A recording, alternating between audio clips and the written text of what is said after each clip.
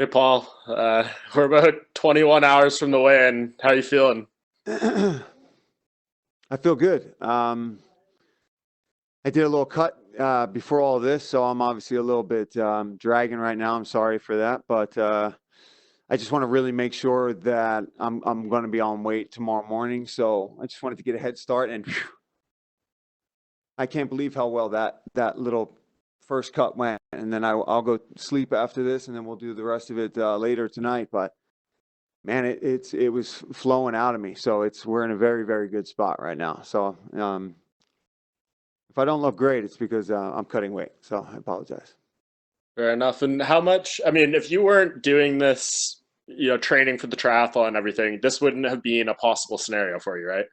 Not even, you know how it is. You've seen me on the road. Not even remotely a possibility. I would have been in the 190s. I would have been maybe 200 pounds. Who knows? It depends on how many beers I was drinking.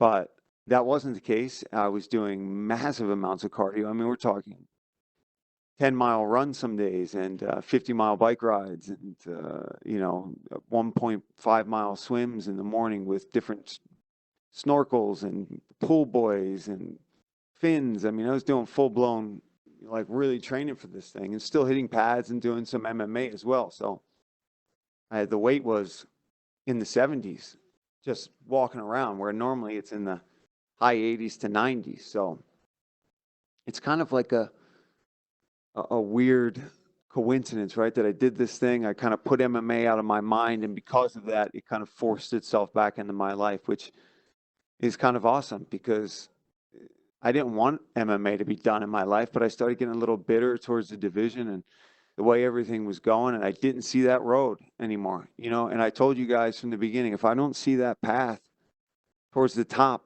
then why am I doing it? Why am I getting hit in the head? Why am I coming home, beat up to my family if I'm not going to be the best? I'm not fighting just to make money. I'm fighting for opportunities that will set me up for the future and for bigger things. And then this presents itself. And I know there's a lot of people out there like, oh, well, you don't have anything to lose. Yeah, you do. You have all this to lose. It's like, I'm stepping in on 5 days' notice to fight an absolute legend in RDA. If I lose and he takes my ranking, okay, then I know that maybe I'm not meant to be fighting for the title anyway, right? So that path is still there. And with a win, how can you argue to not give me a fight that I really want with one of these top guys and one of these exciting matchups at 155 pounds? So for me, it made sense. Yeah, and you address, the physical side of it there. What about the mental side? You were supposed to be doing commentary for this card. I imagine you were looking into RDA and kind of studying him from the broadcast side of it. But when you switched over to the opponent, did that make that easier for you? Because you already kind of knew the guy. I mean, obviously you've seen him around forever. You know the fighter he is, but in actually Yeah. like, studying him. Yeah. And this fight had been kind of mentioned months ago. And at the time, it was right after the Hooker fight. And I was like, nah, not right now. It doesn't make sense to me right now. I was still really gunning and thinking that I was going to get one of these guys much higher ranked. So I didn't want to take a fight with RDA, even though I have tons of respect for him, uh, because I thought I could get a top five guy. And ultimately that didn't work out. And then the Makhachev thing happened. And here we are. So it's not like I didn't ever want to fight this guy. I have respect for him. I think he's, one of the best to ever be in the lightweight division. But so yeah, that really doing research on him didn't really play a part because I've called his Kevin Lee fight as well. So I've done research on him. I've studied him. I've seen him fight live many times. So yeah, that wasn't a big factor. Well, and last thing, because I'm sure other people want to jump in here, is it kind of hard to ask you anything about what this means for the future and what win loss, all that kind of stuff, just because it's really going to depend on the performance? I know you mentioned it a little bit, like yeah, I should get one of those big fights if I win here, but is it just kind of too hard to tell what the fallout of this is going to be? Yeah, yeah. I mean, yeah, I don't know, right? I think with a win, obviously, it's going to be could be awesome to just be like, throw the gloves down and be like, I'm done. 5 days, what? And then walk away. But there's the other part of me that knows that when that hand gets raised, it's going to be like, ooh, I want to do that again. I want bigger fights. I want to camp for this one. But I feel like I've also learned a little bit about myself, and I feel like I've matured in this time off, because I can't go and get fat and not be training as hard in between these fights and expect to get to the top. Because if you can't take opportunities like this, sometimes you're going to keep getting skipped by. So I think learning how to have a lifestyle for myself that is sustainable, so that I can keep fighting and stay healthy throughout the year, even though I'm not in camp, you know. So doing all the running and the training and swimming and all that kind of stuff and racing every now and then, I think will really keep me tuned up and keyed up, along with all the MMA training, obviously. But I think doing a little less of the contact in the off season, and then when you book a fight, then obviously I'll ramp that kind of stuff up. So if I can do that and I can feel healthy and my body feels good, and obviously, you know, I don't take too much damage, then I see a win making me want to keep going now. Awesome. Well, either way, you're a legend for this one. Thanks for the time, Paul. Thank you, man. We'll go next to Augusto Niez-Gay with Somos MMA. Your line is open. Hey, Paul, how are you? Can you hear me? I can hear you, yes. Okay. Paul, which is your approach to this fight with 5 days notice and no training camp? I mean, on what do you focus on the little amount of preparation that you have for an opponent like RDA? Cutting weight, primarily, making sure that I'm going to make the weight was number one. And then we all sat down and we watched, you know, we just went through a few key fights in his career, and we picked out a couple things that we think line up really well with my style. And obviously, you can't go too crazy. You've only got 5 days. If I go and try to get myself in fight shape, I'm already in shape, you know. So I just kind of did a couple really hard blowouts early in the week to see where my lungs are for 5 rounds. And we did 5-6 rounds with a minute rest, and I was dropping my heart rate in between each one. I was still cracking hard. I did some grappling with Dan Ige over at Extreme Couture last night. Drilled, just did some get-ups, some submission stuff. We did some wrestling, just, you know, moving around in the octagon over there at Extreme with him, Eric Nixick, and just moving around and kind of just getting that feel, you know, standing in the corner when the 10-second bell claps, just getting our minds right for the fight. Because, you know, I think we forget that, you know, the guys that are at this level, we've been doing this for a long time. You don't forget how to fight after a couple months, you know. And I also call fights every week. I'm at that octagon site. I'm in this environment nonstop. So this is home for me. I just now have to switch hats and get nasty and get my mind into that place where I'm going to go beat somebody's ass on Saturday night. Yeah, and talking about that, where do you think are going to be the keys for your victory on Saturday? I think just giving him the Philly phone booth, as Duke would say, and letting him know that you come anywhere near me, you're getting hit with something hard. You want to take me down, you're getting smashed with my hip, and then if I get back up, I'm going to knee you in the face. You know, I just got to let him know there's going to be violence every step of the way.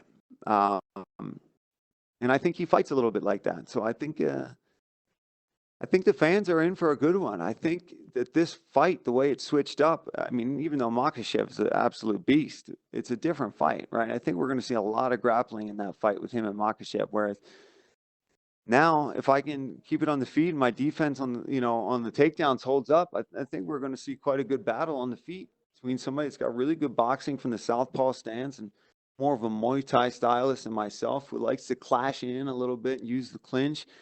He's good in the clinch too. This is the first time in a very long time I fought somebody shorter than me. Kind of excited about that. You know, I haven't fought a shorter, stocky guy in a while. They've all been 5'11", 6 foot, 6'1". James Vick was 6'3". So it's nice to get back down and face these kind of grappling heavy, stockier guys. I'm curious to see how it plays out. Yeah, I understand you. And Paul, people on social media have been talking, and pardon my French, about your balls for taking this fight. And Yeah. there is no doubt that this was a BMF move. So taking that into consideration, would you like a shot for that BMF title in the future, or maybe for a BMF belt at 155? Yeah, well, man, why not, right? I mean, if they want to get crazy with that stuff and sell some shows, if I can get some more fans on my side after this one, I would love something like that, man. Like, those are the kind of fights that if I'm not going to, you know, you don't want to give me one of these top 5 guys right now, keep giving me stuff that's a little wacky, a little crazy. It's exciting, gets the fans going nuts, gets me going nuts. You know, that's what I want. I want to, when I wake up, I want to be scared about the fight. I want to be excited about the fight, and I want to be intrigued about it. And if all those things line up, then yeah, something like that would be so much fun. Awesome, Paul. You are not only an experienced fighter of the company, but also one of the analysts of ESPN. And considering that today is the 27th anniversary of the UFC 1, so I want to I would like to know which UFC events are on your top 3 list for the greatest events, or those that you remember the most. I mean, I would say some of the craziest ones I've been a part of. That one, when I called I think the 25th anniversary in Denver, that was a lot of fun. And that was the Yair Korean Zombie fight. That was absolutely nuts. I've called some John Jones fights over the years, man. I've gotten to call DC's fights. Conor McGregor versus Cowboy was a crazy one. To have that, to see, you know, Conor make his walk in front of those crazy crowds, that was definitely something. Even though he's in the division and we're, you know, potentially, you know, could face off with each other someday, it still was, you know, it was so much fun to be a part of that, and to have him even say "F you" to me, I believe, from cage side there. So that one stands out. Awesome, Paul. My last one. A few months ago, when your broadcast partner John Anik grew his mustache, people on Twitter call it the Anik stash. So, do you think it's time for the Felder stash? Listen, John Anik is a legend, and I love that mustache. And I'm so glad that he's been rocking it, because he used to rock it at home, and then when we'd see him on fight week, and he'd shave it off for the fights, and we were all telling him, I was like, man, you got to keep that thing. I like the mustache. And yeah, for this month, it's November. You know, people know about Movember, Men's Health Awareness, and it's also Pancreatic Cancer Awareness Month. I've lost a lot of people to pancreatic cancer, and including my father, who lost his life to that horrible cancer. And he used to rock a mustache when I was a little kid. I have a lot of really awesome pictures of me and him when I was a child, with him with a mustache. So on Halloween, I just, for fun, and, you know, we were going to November the next day, so I shaved off the beard and rocked the stash. And then I obviously got the call for the fight, and I wasn't gonna back out just because I got a fight to shave off the mustache. So here we are. Awesome, Paul. Thank you very much, and good luck on Saturday. Thank you. We'll go next to Louise Green with MMA Crazy. Your line is open. Hi, Paul. You mentioned earlier there that you was bitter towards the division, and I'm, you know, curious to know, you know, obviously with Khabib gone now, do you feel differently about the division and continuing to compete? Yeah, well, I think that does open up the doors for a lot of guys. It gets things moving, at least, right? If we can start getting a new champion and guys fighting for that belt, then there's got to be guys fighting to be the next contender and guys fighting to be in line for that. So it gets things moving. That's always kind of been the problem with the 155-pound division and some other divisions too, right? Where you've got a dominant champion, or guys going back and forth because there's close fights, or guys are such high level and big names, and then they don't fight, and then they fight. So it gets challenging, and I'm not accusing anybody of anything, but the division was definitely in a bit of a stagnant position. And if Khabib stays, that's fine too, and let's get him some fights. But if he does retire, I think that opens the door for guys like myself, for the Dustin Poiriers, for Conor, for Gaethje to even get another big fight. But I think since he lost, you know, that means he's got to fight somebody a little bit lower. That gives me an opportunity to fight somebody a little higher. So yeah, I do see a much brighter future at 155 pounds if Khabib is out. But again, I'm not wishing him to retire. It's up to him. Yeah, and you mentioned as well there about when Conor said "F you" to you when you were cage side, and that's a moment that stood out for you. I know obviously he's, you know, you're thinking about this Saturday, and you're not thinking about him at the moment, but I mean, I don't know if you noticed, I think it was on Tuesday, he tweeted something with your name. He mentioned 2 German names and then your surname afterwards. I don't know if you saw that. I don't know if he was If implying that he's you're. talking about my name, which is more German, then let's talk about his Scottish name and how he's Scottish then. So shut the fuck up. That's all I have to say And to that. okay. Go blow some lines and shut the fuck up. And again, I'm curious, obviously, on your thoughts of his return and how you think his rematch goes down with Poirier. Man, I think Poirier's a much different beast than obviously they were when they fought at 145 pounds. But I mean, listen, you can say what you want about Conor, and he can talk all the trash about me that he wants, but I think he's extremely skillful. And if Dustin tries to stand with him, I think it could be another crazy war, and I think it's anybody's fight at that point if they just plan on boxing with each other. So. But I think it'll be a little more competitive this time. I think Dustin can bring it and not get caught as early, and he doesn't have as drastic of a weight cut since it'll be at 155 pounds and not down at 145. So yeah, should be a good one for sure. And with all that said, with all that that history there between you two, do you see you both aligning and maybe meeting inside the octagon in the near future? Who's that, with Conor? With Conor, yeah. Oh God, I don't know. I gotta win this five-day fight first before I can even start talking about that kind of stuff. But I mean, obviously, these are the fights I want, right? I mean, if I win on Saturday, these are the fights that I would like to get, and and just getting my name out there, doing things like this, and getting the exposure. You got to do some bold things sometimes to get your name out there and to get people interested in you. I mean, the UFC doesn't want to market you if people don't care about you. So you got to step up to the plate sometimes and swing for the fences. Yeah, definitely. Well, thank you for your time. Thanks. Thank you. We'll go next to Damon Martin with MMA Fighting. Your line is open. Hey, Paul. When you had the fight with Dan Hooker, you were very honest afterwards and said, you weren't sure if you were going to fight again. You've been doing the commentary thing. You got other projects going on. So, you weren't exactly saying, I'm retired, but you weren't saying I'm gunning for another fight. And then when you come back, I think everyone's excited to see you fight again. But, 5 days notice, 5-round main event, dropping down to lightweight. Like, what was it in your head that said, this is what's going to get you back in there? Because I think a lot of people would have said, no way, there's no chance I'm going to take a fight like this. Yeah, and that's why I'm here, because everybody says stuff like that, and that's the reason they're not here and I'm here. Listen, man, you don't get the things you want in life by being safe and by not taking risks. And I've kind of made my career on, fighting the dangerous guys, doing the crazy things, going to other countries and fighting them in their backyards. And this is just another one for the storybooks of the stupid stuff that I do throughout my career. And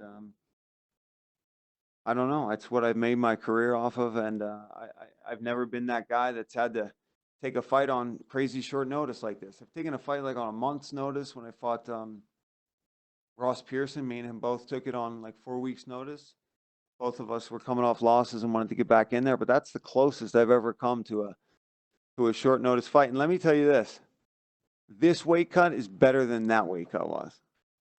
I had a 4-week camp for Ross Pearson and barely made weight for that fight. And this fight, I feel like, is on a better track than that one.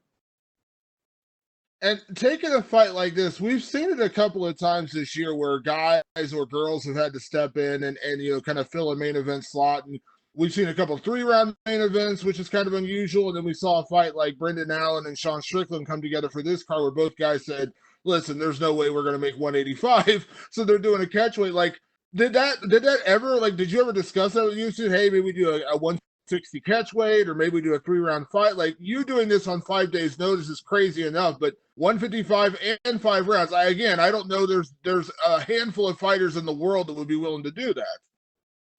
Yeah, well, I wouldn't have done the 55 thing if I didn't think that I can make the weight. I was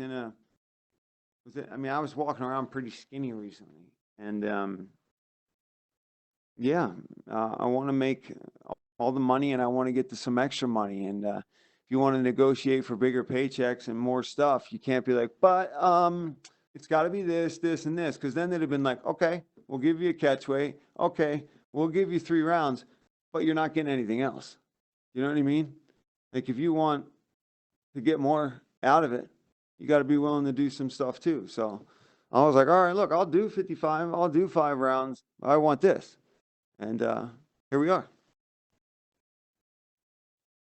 One of the things that RDA said earlier that kind of rings true, and you mentioned maybe a little bit of the frustration of the lightweight division. He said, he's kind of getting sick of people handpicking fights, and guys ranked don't want to fight other guys unless they're ranked above them and things like that. Like, do you feel like that? Like, do you agree with him in terms of where we're at? Because the lightweight division is so good, but it feels like we maybe are missing out on some fights when certain guys are saying, "Oh, no, I will only fight a guy who's ranked above me," or I will only take this fight. Like, do you feel that frustration? Do you see that happening more and more lately? Yeah, I do. And I think as I get older, I work as a commentator, I see everything now. I know how this business works a lot more. And I know that stepping up, I know that throwing down and fighting your balls off and going hard and not sloppy, not being a maniac out there, but if you go out there and you go for it, that stands out. Fighting people that they want you to fight stands out, and putting on a show and performances are what sets you out. It's not necessarily what's his ranking, what's this. If you go out there and you finish dudes or you look good, going hard and looking good on the feet and doing things like that, that's what will get you kind of what you want. That's what's going to get you the bonuses. That's what's going to renegotiate your contracts better. Not sitting on the sidelines and begging for the number 5 guy and the number 4 guy. And so, I had to kind of put my mouth, what am I trying to say, Brian? I had to put my money where my mouth is. Sorry. And so, yeah, I've been kind of saying that, right? And here I am. So I'm going to fight a guy who's not ranked at 155, but he's a former champion. And it's a main event. So it's like, I don't think that really matters here. And last thing for me, I know you were supposed to work the broadcast this weekend. If everything goes well on Saturday night and you win the main event, will you do your own post-fight interview? Man, wouldn't that be fun? Wouldn't that be fun? Because who's this supposed to be? It'll probably be Mike, right? It'll probably be Mike. I'll be like, Mike, hold on. I got this. No, I won't. But I was supposed to work Contender Series next week too. But luckily, they took me off of that. So I will get to go home and rest and drink beer. There's already some Mad Elves in the fridge that Christine got for me at home. So I'm gonna go pound them down and order me an Imperial Pizza back in Delco and live my life. Thanks, Paul. Thank you. We will take our final questions from Patrick Prokulski with TVP Sport. Your line is open. Hello, Paul. Can you hear me? I got you. Okay. You are coming back from a few months layoff, and I was thinking about what was going through your head through this time about whether you should compete or not. And did you have any offers to fight at this time? Yes. I mean, over the months we've been thrown some ideas for fights, and RDA was actually 1 month ago. And at the time, I was still really trying to get somebody a little higher ranked and wanted to wait around and see what was going to happen. And then I got just kind of, over it for a little bit. You get burnt out in the sport, man. You really do. You do this long enough. You've got as many fights as I do, and I don't even have as many fights as some of the guys on the roster, but you get 20-some fights. I've had most of my career in the UFC. All my losses are in the UFC. I was undefeated when I got signed. So, I've been doing this for a long time. I commentate as well. I'm always here. I'm always at the octagon. I'm always MMA. So I feel like mentally I just needed to take a couple months break and get interested in something else and revive my mind a little bit, and get that passion back, because if you just do the same thing every day, it gets old, right? You've got to just splice it with some other hobby. And I did that, and that really kind of refreshed my mind and made me start missing MMA. And then when I started training it again And even when I got this offer and I went and started working out, I was like, man, I miss this. I miss this nervous feeling. I miss this energy. And so that was kind of what woke me up for this, was that fire getting relit. So I think those few months off really helped. Okay, and will this fight really show your form right now, or you think that even if you lose, it's not a problem because you didn't have a camp and it's not a big deal? I mean, listen, it's not 100% ideal, but I'm looking at the positives, right? Because this close to a fight, I can't sit and nag myself about what I didn't have. I can think about, well, what do you have coming into this fight? And what I do have is I was in really good shape and I was training really hard. I was training really hard. I had a triathlon race that I'm still scheduled for in March. I had hired a coach for it and everything. My man David, my guy Lionel Sanders, who's a pro triathlete. These guys were setting out whole game plans, training peaks. I mean, I had a websites, apps. I'm on Zwift racing on there, doing all this kind of stuff. So, I mean, I'm biking, 25 to 50 miles a day. I'm swimming over a mile a day. I'm doing, anywhere from 6 to 10 mile runs 2-3 times a week. I was eating very, very good. I was able to still have my cheat meals and get a lot of calories in me without depleting myself. My body has not taken damage. I have not had any concussions since fighting Dan Hooker. I have not really taken any big damage. So I feel fresh. I feel fast. I feel loose. So I feel like it's kind of, let's go for it and see what happens kind of thing. Because if it goes well, then I know, okay, I can adjust some things in my training camp moving forward so that I can be a little bit healthier coming into these fights. Okay, so the last two from me. Charles Sonner used to say that the fighter has three ways to shine. Not only a fight, but also the walkout and the post-fight speech. And I know the circumstances are crazy for you, but do you have any name in your mind for a call-out if you win? I've got a few, yeah, but we will wait and see if I get that W on Saturday, and then we'll be hearing them. Okay, and the last one, the lightweight division is kind of in between of few things right now, right? It's a little bit mess. We don't know if Khabib is truly out, and if he does, what would you do to get a new champ? Who do you think should get the chance, or maybe make something like an old-fashioned tournament, something like that? Yeah, I think that tournament idea is really cool, honestly, because that gets all of us busy and active right away. And it kind of forces everybody to kind of be like, all right, there's no hand picking this. We set it up and there's a bracket and you fight and we get there. And then once we get there and there's a champion, then that can be gone, right? But when you've had a champion like Khabib and then he's gone, you've got all these contenders who are all kind of bouncing around wins and losses with each other. And there's some guys that are really trying to squeeze into that mix. Oliveira, Hooker, myself, Michael Chandler in the mix now. I think it just makes sense to make this big, 8-man tournament or something like that and have us work our way up towards that belt. I like that idea.